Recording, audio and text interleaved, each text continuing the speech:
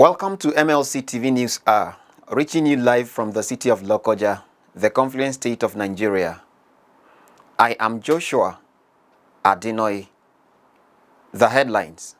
Federal government declares Monday 10th October 2022 public holiday to mark EIDUL-MAWLID celebration. Move against substandard schools, Lagos Assembly tells government. TRUSS declares MACRON a friend as pair forge working relationship. And Sports Minister inaugurates NBBF board, charges commitment to constitutional review, reconciliation. Now the news in detail. President Muhammadu Buhari has presented the 2023 budget proposal before a joint session of the National Assembly. The presentation was done at room 028 of the House of Representatives wing in the National Assembly. This is the last budget Buhari will be presenting as the President of Nigeria. One of the areas covered in the new budget is critical infrastructure.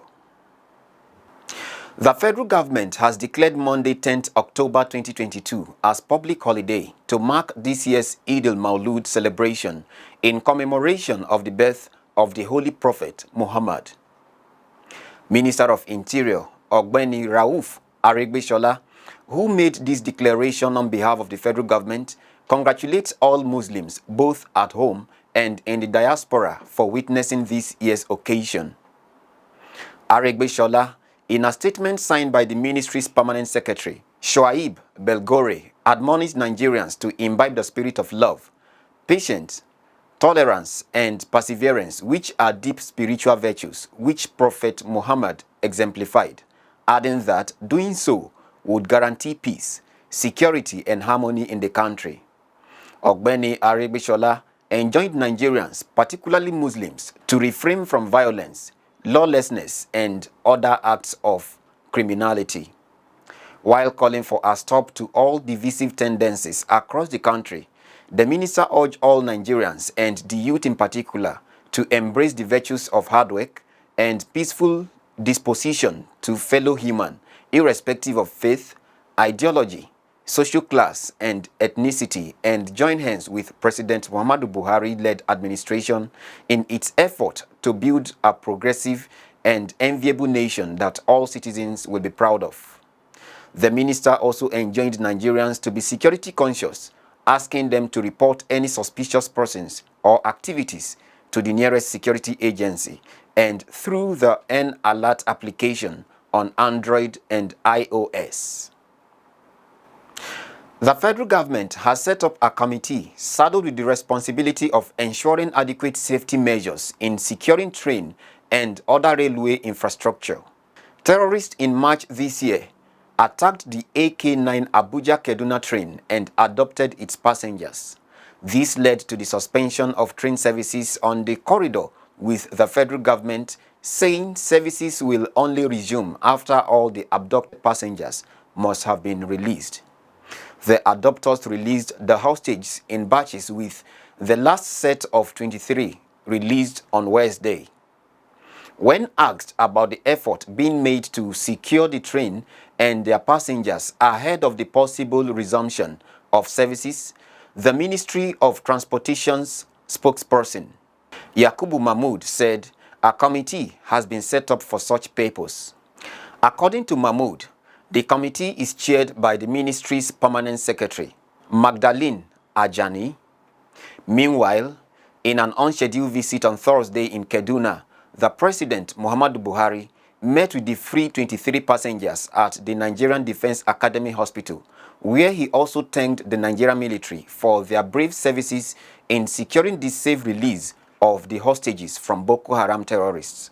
Governor Babagana Umar Zulum of Borno State has approved an extension of teachers' retirement age from 60 to 65 years. Governor Zulum announced the upward review in Maiduguri to commemorate the 2022 edition of World Teachers' Day. A statement issued by spokesman to the governor, Isa Gusau, explains that the State Commissioner for Education, Engineer Lawan Abab Walkibe, who represented the governor at the ceremony with the theme Transformation of education begins with the teachers, pointed out that his office has already written to Borno State House of Assembly seeking legislation to back the extension of teachers' years of service from 35 to 40 years and retirement from 60 to 65 years. The governor also announced the reconstitution of a previously existing appeal committee with a fresh mandate to look into claims by some teachers who were disengaged during some verification exercises by committees over issues of ghost teachers, fake appointments, lack of required qualification, among other issues. The appeal committee was asked to re-examine merits of claims by affected teachers to determine those eligible for reabsorption into the teaching services. The governor also promised to look into areas of gaps in the state's education laws as they affect the welfare of teachers and towards the domestication of some federal law which benefit teachers in Borno State. Lagos State House of Assembly has called on the state government to move against the proliferation of substandard private schools across the state. The Speaker of the House, Mudashiru Obasa, made the call at the plenary to celebrate teachers on the 2022 World Teachers' Day. According to a statement by his Chief Press Secretary, Eromosele Ehomele, the House also urged Governor Babajide Sanwo-Olu to ensure prompt payment of pensions to retired teachers as a way to celebrate them for their roles in the society. Obasa, in his reaction to the lawmakers' contribution, said the Ministry of Education must regulate the proliferation of substandard private schools to curb the problem of poor education output.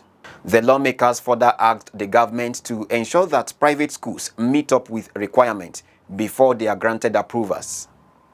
The chairman of the House Committee on Education, Sani Okolawon, in a motion appreciated the efforts of the teachers in the state and commended the state government for working to meet the needs of teachers.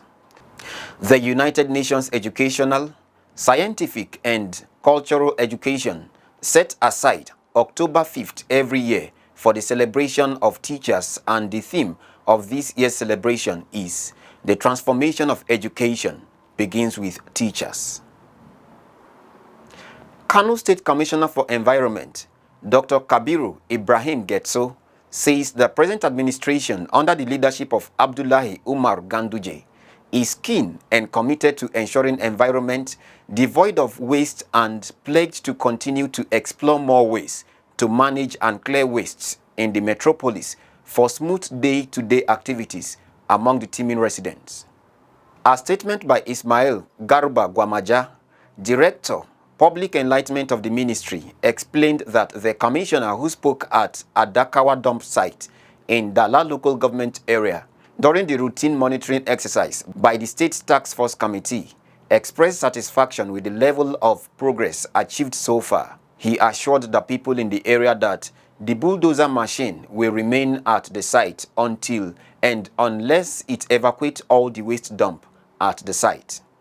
Dr. Getso also enjoined people in the area to complement government's concerted efforts by avoiding indiscriminate dumping of waste, which may lead to the blockade of waterways.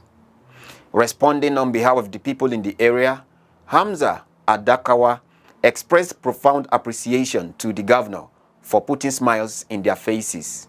Get human interest stories right here on MLC TV with entertainment, sports, business, culture, tourism, and fashion news stories all featured on MLC TV. Not forgetting political and current affairs news, state and federal government and people's matters will be discussed regularly on MLC TV. MLC TV, your one-stop online destination for unbiased, accurate news, entrepreneur ideas, and youth matters to the rest of the world. MLC TV, reaching everywhere, informing everyone. A non-governmental organization, Lucky Tintan Foundation, has sent a message of commiseration with the people of Ampa local government area over the devastating tanker explosion which claimed the lives of 29 residents last week Tuesday due to brake failure of a tanker laden with petroleum products.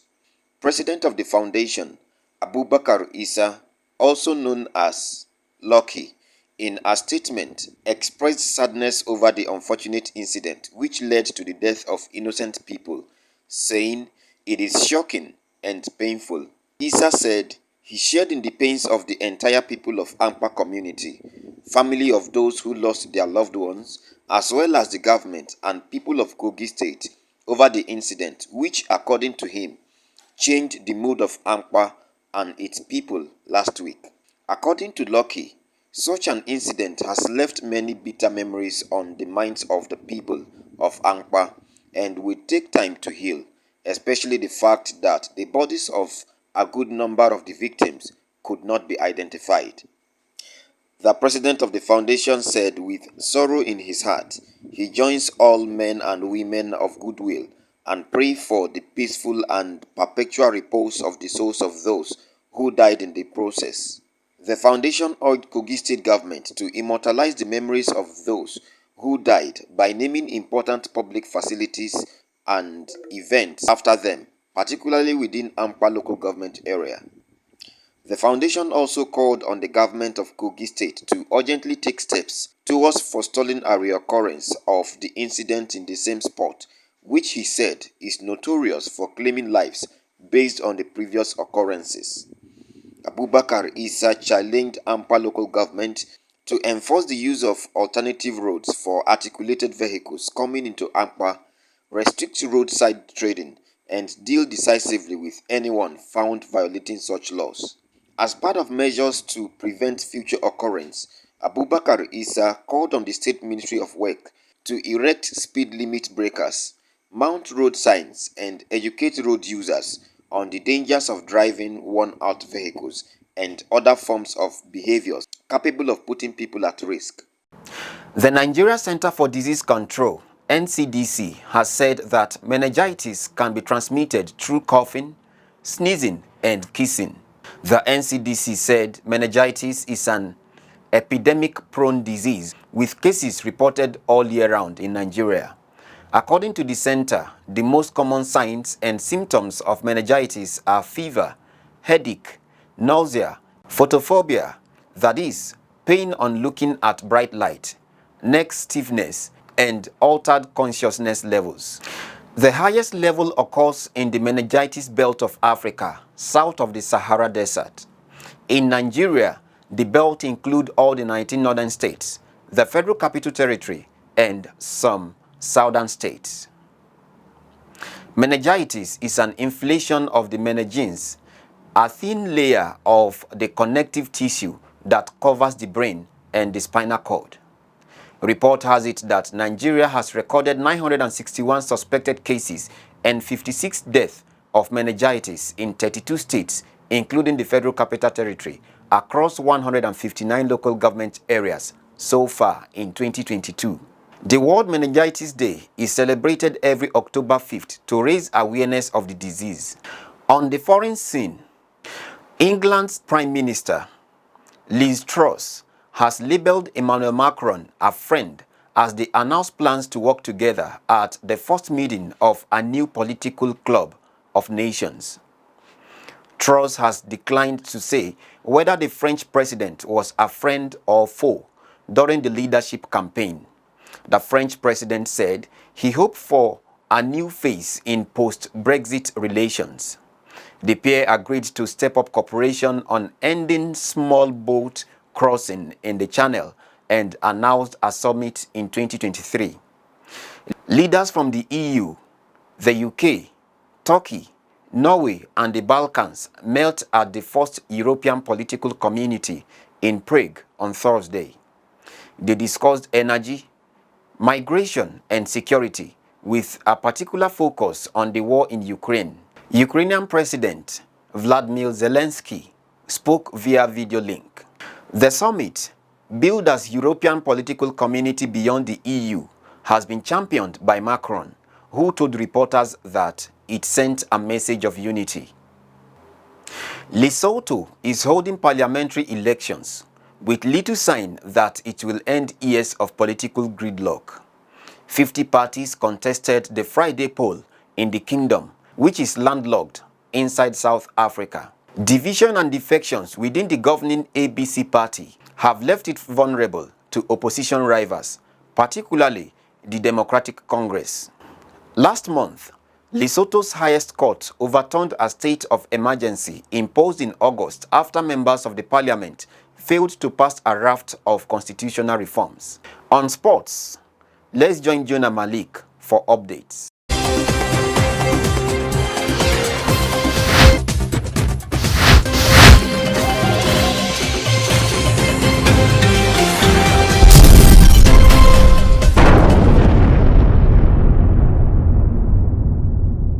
And on sports updates, 2 second-half goals by Japan's Mina Tanaka condemned Nigeria Super Falcons to a 2-0 defeat in their international friendly match at the Novia Stadium in Kobe on Thursday.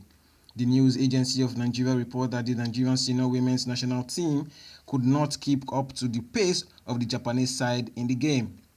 A string of brilliant saves by first-choice goalkeeper Chiamaka Nnadozie kept Nigeria in the game in the first half, but the Falcons almost took a surprise lead when defender Alessia Plumte struck the woodwork from a free kick. Japan went on to score when Tanaka chested a ball from a free kick and slammed past Nnadozie in the 65th minute. A second-half goal came 3 minutes later from a penalty kick spot after a harsh challenge from Osinachi Ohale on the advancing Japanese forward in the Nigerian area. Now report that both teams used the game as part of their preparations for next year's FIFA Women's World Cup finals in Australia and New Zealand. Still on sports, Nigeria will face 1989 CONCACAF champions Costa Rica in an international friendly scheduled to hold in November. This was confirmed by Nigerian Football Federation on their official Twitter handle on Thursday. The three-time African champions were initially scheduled to play Guinea-Bissau in a double-header African Cup of Nations qualifier in the FIFA international break, but with the qualifier postponed until March 2023 by the Confederation of African Football last month, the NFF are busy arranging a Grade A friendly match for the Super Eagles. Both sides have met only once at the senior level, and it was also another friendly game in 2011 where the Latri Color, as they are fondly called, emerged a 1-0 winner. Nigeria recently faced Algeria in an international friendly game in Oran where they lost 2-1. They are also set to face 2016 European champions Portugal in another international friendly on November 27. They are also set to face 2016 European champions Portugal in another international friendly game on November 17th. It will be the first time that Nigeria and Portugal will meet at the senior level, even though they both countries played against each other 3 times at the Under-20 World Cup, with Portugal winning all 3 meetings, twice in 1989 and in 2013.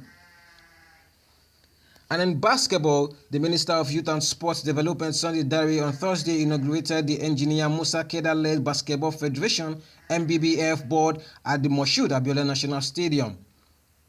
Dare described the inauguration as significant for the growth of basketball in Nigeria and a forward leap in the mandate of the ministry in superintending and supporting federations for the development of sport, challenging the new board to embrace reconciliation and a review of its constitution to ensure inclusiveness. Responding on behalf of the NBBF board, the president, Engineer Musa Keda, expressed gratitude to the minister for resolving the crisis that plagued the federation for over 5 years by recognizing the outcome of the elective congress.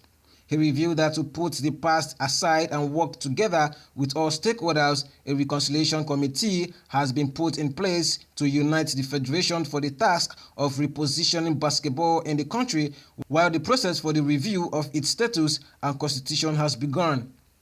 Keda assured the minister that NBBF under his watch will develop basketball from the grassroots and restore the nation's glory in international competitions. The member of the board of the Nigerian Basketball Federations are Engineer Adamu Musa Keda, President Babatunde Ogunade, Vice President Abba Kaka, Professor Yakasia, Professor Adeyanju, Adamu Deshi, Ugo Udezo, Okoro Victor, Olumide Oyedeji, Suraju Yusuf, Felix Awogu, Sam Amedu, while Njoku Peter is the Secretary General. And that's sports update on MLC TV News. I am Malik Jonah reporting. Back to our caster for more stories.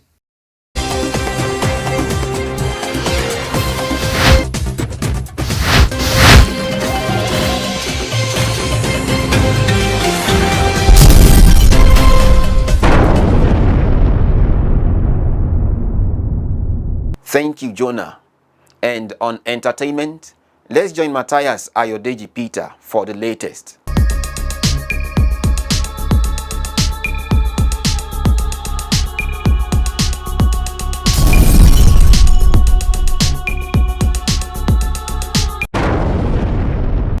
On entertainment news, famous Nigerian comedian and actor Bright Okpocha, popularly known by his stage name Basket Mouth, has questioned the chairman of the Economic and Financial Crimes Commission (EFCC), Abdulrasheed Bawa, over the low chance of conviction for politically exposed persons in the country.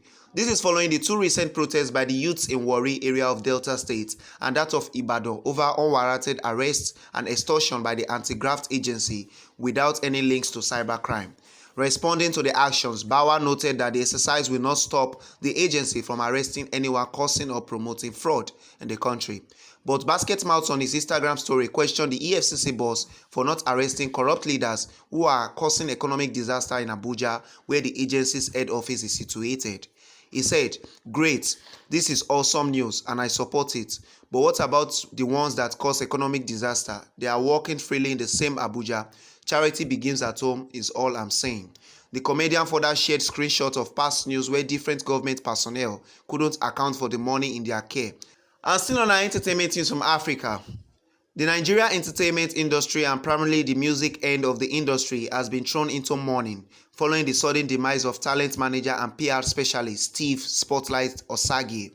In the early hours of Friday, 7th September 2022, news circulated on social media that music executive Steve Osagie, popularly known as Steve Spotlight, is dead. The news has attracted condolences from personalities in the music industry who were colleagues with Steve. According to media influencer Tunde Ednut, Steve shows no symptoms of sickness and he simply passed on in his sleep, in what comes as a shock to everyone who knew him. Steve has been described as peace-loving and kind man who was willing to help as many people as he could. He is brother to JJC Skills, one of Nigeria's artists to first break ground in the UK, and also husband to famous actress Funke Akindele. And that is all on entertainment news today. My name is Matthias Ayodeji Peter, reporting for MLC TV.